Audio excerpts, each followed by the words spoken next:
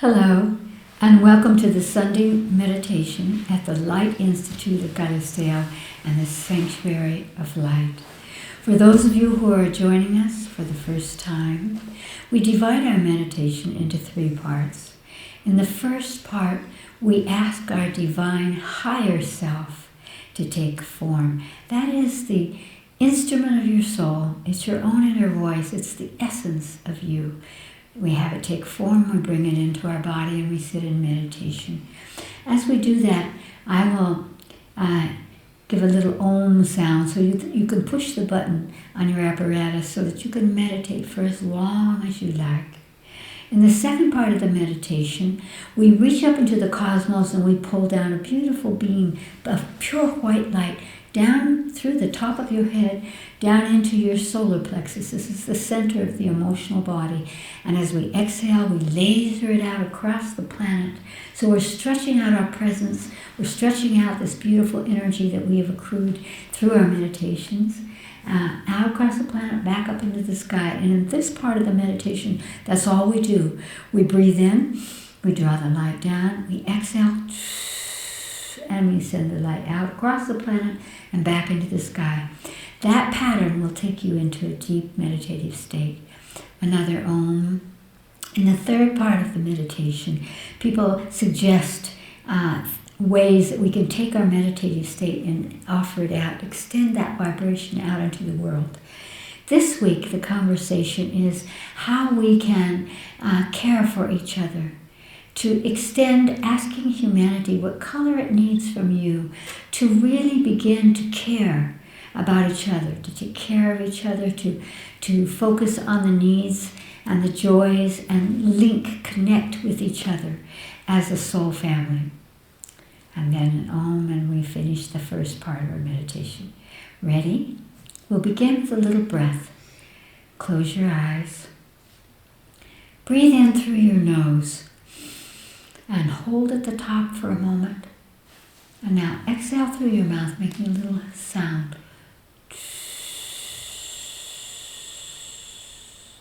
Make that exhale very slow because it slows your brain and expands you into meditative alpha state. Once again, breathe in through your nose, hold at the top, and exhale slowly.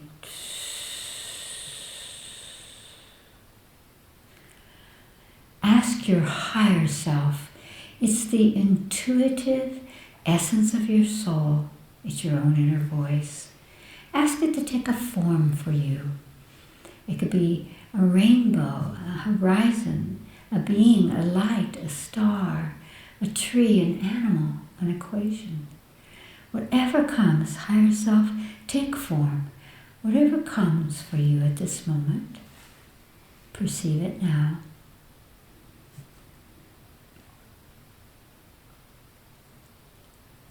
And now ask your higher self to touch the place in your body where you hold your divine essence at this moment. It could be anywhere in your body. And just imagine that your higher self is touching that place. Feel where it is. Begin to breathe in and out, creating an opening in that place. Wherever you're holding that essence, your true self. And now draw your higher self into your body through that point. Feel your higher self encompassing the trillions of cells of your body and sit in meditation. Om.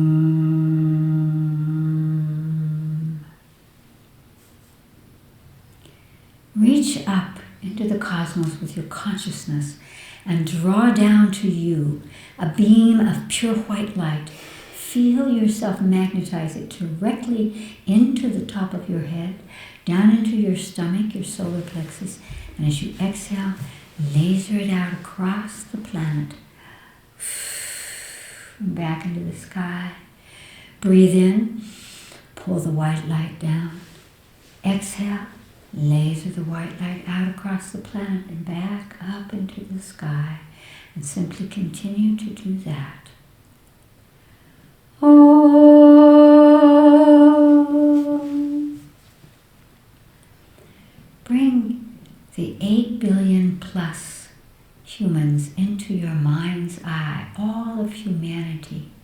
into your mind's eye and ask what frequency of light, what color they need to awaken that profound and beautiful energy of the human heart, of the human emotions, to care about the others, to put energy into the welfare and the happiness and the health of others. What color does humanity need from you to awaken and amplify that sense that each of us can care about the others? See what color comes to you. Once again, reach up into the cosmos and pull exactly the color that humanity asked for from you, down through the top of your head, and feel that frequency of the light coming down. You are the vehicle of this into your solar plexus, and laser that color of light out to all humanity, and allow it to continue to stream down through you and out, feeling that humanity is taking that color.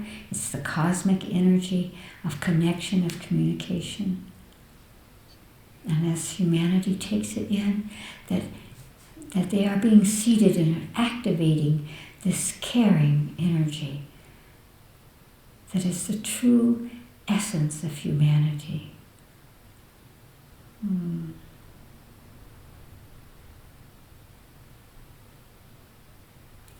Take a deep breath and open your eyes.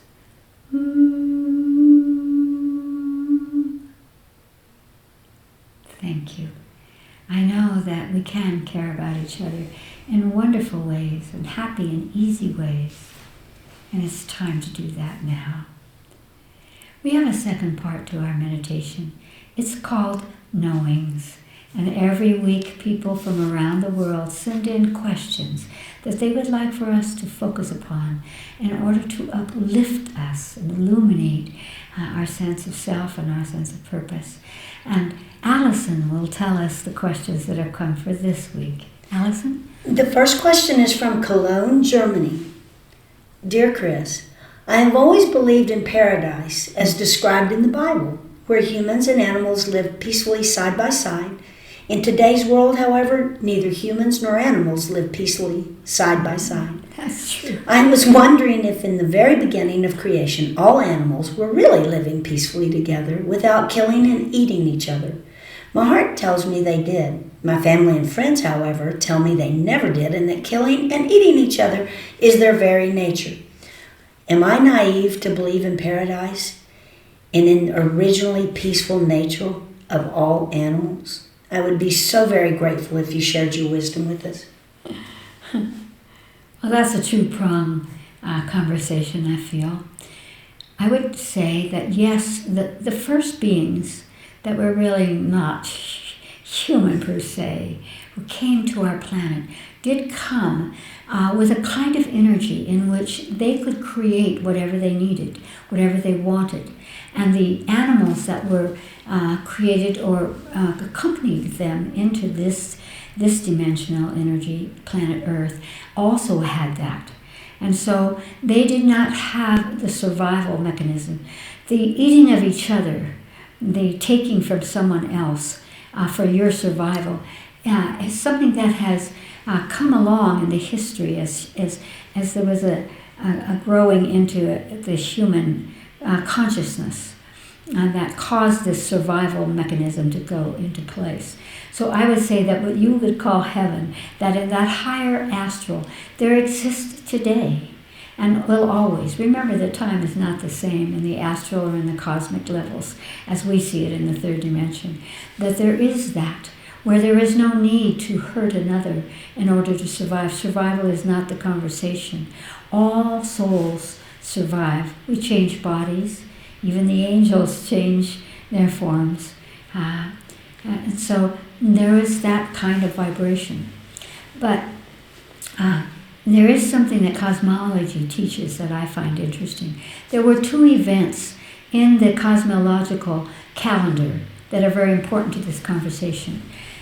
The first one was that there came a moment we can't call it a time, but there came a moment when organisms realized that they could be more successful and multiply by taking the life of others. So that is where the genesis of eating another, again, to survive, taking the life of something else to survive. And that has been ingrained in the evolutionary process here. The second part of that is one that perhaps you and I can begin to focus on and amplify. And that was an event in which entities, conscious entities, realized that there was a way to symbiotically live together, that we could be more successful, they could be more successful if they connected to another, and they gave something to the other, and the other gave something to them. It was a synchronistic and a synergistic kind of relationship that occurred. That also exists, and I feel that if we begin to place our consciousness on that, we can shift. It's amazing to me that today we are so removed from the killing that we don't even realize that, for example, if you're eating the body of another being, you are killing them. You're taking their life for your life. I do know that in the cosmos there are other laws that relate to life and death very differently than our human perspective. But so there's a law of permission that even comes here. We want to come to a place where perhaps we can move what nourishes us, not from, I have to take it from you. I have to kill the animal because I need animals to build flesh. Consciousness can create a light body, a body that can move in physical terms in all levels, as well, without having to do that. And the more that we begin to have a different perspective on that, perhaps even the law of permission that says, may I, and find that I have noted that children and animals are not afraid of death. They will much more happily give their bodies than we do, because we have forgotten that we came from a source. We have a very limited survival mechanism that has psychogenetically been imprinted in us that others do not have. And so I would say to you, it doesn't matter whether there are animals and people who live in paradise and heaven and don't hurt each other. What does matter is not whether you can prove it to your family or they think you're naive, but that you live a life that says, I honor the life of all beings, plant, animal, rock, humans, whatever it is, and I relate to that life accordingly. So what you do makes a difference. And if you hold in your mind that event in which there was this binding of relationships for the good of the whole, each to the other, and we begin to look at that in life, we will have a difference. That's what counts. Why you're here and what you hold and the way you live your life. Great love. Allison? The second question is from Bhopal, India. India. I know that perception affects quantum particles. Mm-hmm. So my question to you is, how can we actually change our personal perceptions in daily life to a higher light that creates a more beautiful world? I've heard many, many methods, but I love the way you always approach the most complex questions by going directly and straight to the heart of them, with answers that light up the lives of everyone. So I would deeply appreciate hearing your thoughts on this life question. So I'll answer this in the simplest of terms. Yes, indeed, there is that quantum particle energetic. And what it's talking about is that all consciousness ripples out. And so when we talk about perception, we're usually talking about what we've inherited, what we have been taught, not from our higher selves, not from the true essence of our being, which really relates to quantum life, and everything is connected to everything kind of energetic. But what's important here is to realize that your perceptions are thought forms that are connected to emotions. We have a thought form that says this is good or this is not good. There's an emotional attachment to that. And that's what covers and limits our perceptions. So that we see them from our own experience, we see them from our own inbred energies rather than from our soul or our spirit or from our cosmic perception. And so I love that you use the word light, a more lighted perception. A more lighted perception would take the energy off ourselves and allow us to look with eyes, cosmic eyes, if you will, or divine eyes, vision and seeing that could see the essence of anything else.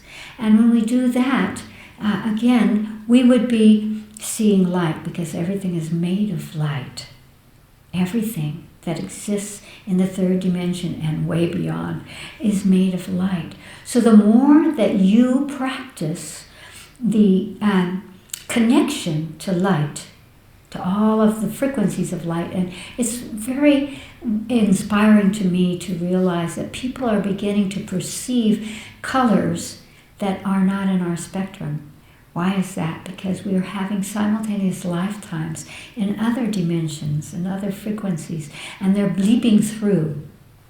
And so the more that you practice using life and using light in your life, the more that you will create a beautiful world. That is why we are here. We're not here because the world is falling apart. No, the world is clearing away the repertoire of humans so that we can move back and up into a higher octave. So for example, close your eyes. We'll do this little quick exercise in consciousness.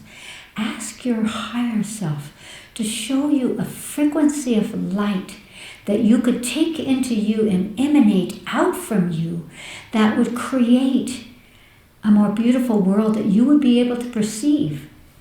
Because if you look with the eyes of seeing, you will recognize the beauty, the lightness, the goodness, and the future.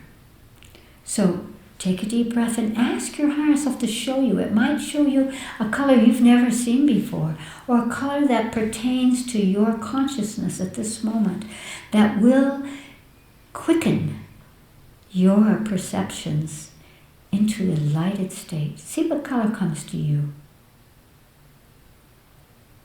Doesn't matter what color it is. Again, whether it's one you've never seen or a combination or the subtleties of light. But whatever it is, imagine that you're taking it in, that you're receiving it into your true self, which is a cosmic divine self. Take that frequency of light and it will change the particles of your being, and therefore the perceptions that you are capable of through light. Take that color in. Command the trillions of cells of your body to record that energy. And now just take a deep breath and feel an energetic shift within you. A shift that carries you onto a lighted perception, expanded consciousness.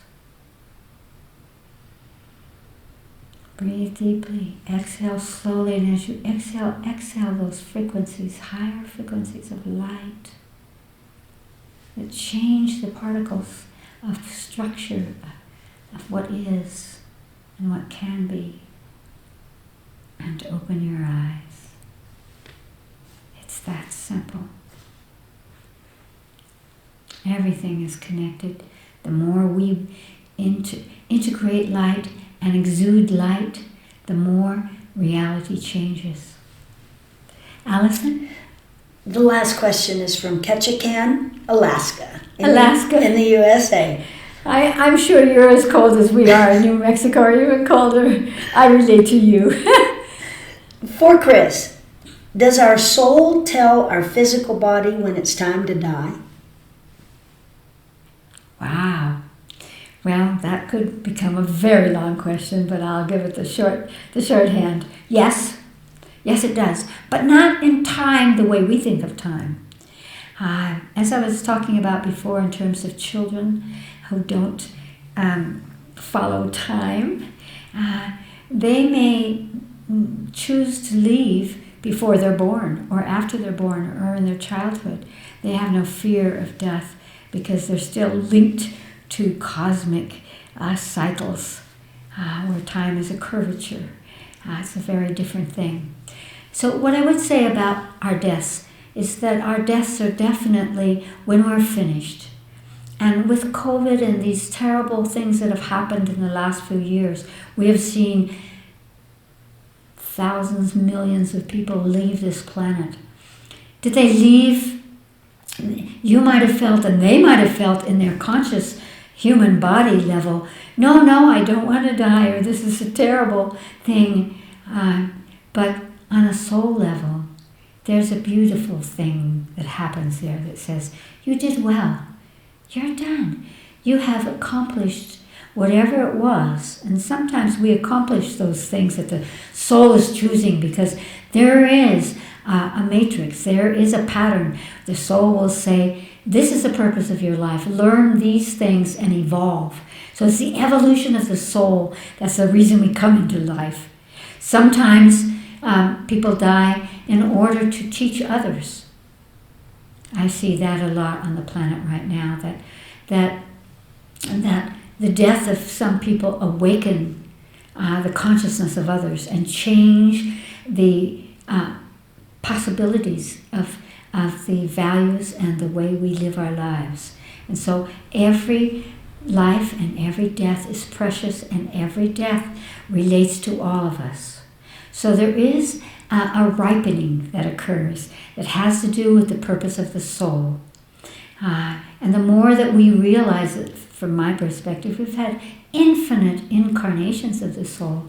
We do not have to be afraid. We will never be lost, but we will never continue just as the name you have now or the body that you have now, because you have millions of coats and that have brought you out of the unmanifest and into manifestation, not only on earth, but in other ways and other bodies. So we have that perfection.